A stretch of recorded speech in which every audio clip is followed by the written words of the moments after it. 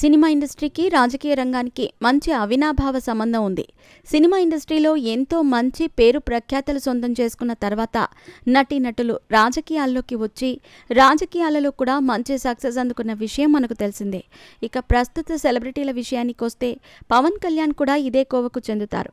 పవన్ కళ్యాణ్ నటుడిగా ఇండస్ట్రీలో మంచి సక్సెస్ అందుకొని అనంతరం జనసేన పార్టీని స్థాపించి రాజకీయాలలో కూడా ఉన్నత స్థాయిలో ఉన్నారు. ప్రస్తుతం పవన్ కళ్యాణ్ ఆంధ్రప్రదేశ్ డిప్యూటీ సీఎం హోదాలో ఉన్న సంగతి తెలిసిందే. ఇకపోతే పవన్ కళ్యాణ్ను రాజకీయాల పరంగా స్ఫూర్తిగా తీసుకుని ఎంతో మంది సినీ సెలబ్రిటీలు రాజకీయాల వైపు అడుగులు వేస్తున్నారు. ఇప్పటికే పలువురు సెలబ్రిటీలు జనసేన పార్టీకి పూర్తి స్థాయిలో మద్దతు తెలుపుతున్న విషయం తెలిసిందే. అయితే మరొక బడా ప్రొడ్యూసర్ కూడా సినిమాలను వదిలేసి రాజకీయాల్లోకి వెళ్లబోతున్నారా అంటే అవును అనే సమాధానమే తెలుస్తోంది. సినీ నిర్మాతగా ఇండస్ట్రీలోకి మంచి సక్సెస్ అందుకున్న వారిలో ఏం రత్నం ఒకరు. ప్రస్తుతం ఈయన పవన్ కళ్యాణ్ హరిహర వీరమ్మలు సినిమా ద్వారా ప్రేక్షకుల ముందుకు రాబోతున్నారు.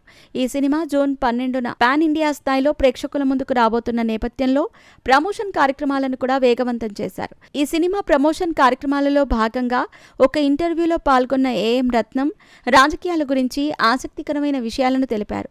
తాను హరిహర వీరమల్లు పార్ట్ 1, 2 విజయవంతంగా పూర్తయిన తర్వాత రాజకీయాల్లోకి వెళ్లి పవన్ కళ్యాణ్తో ట్రావెల్ చేయాలని కోరుకుంటున్నానని, ఆయన అడుగుజాడల్లోనే నడవాలని భావిస్తున్నట్టు తెలిపారు.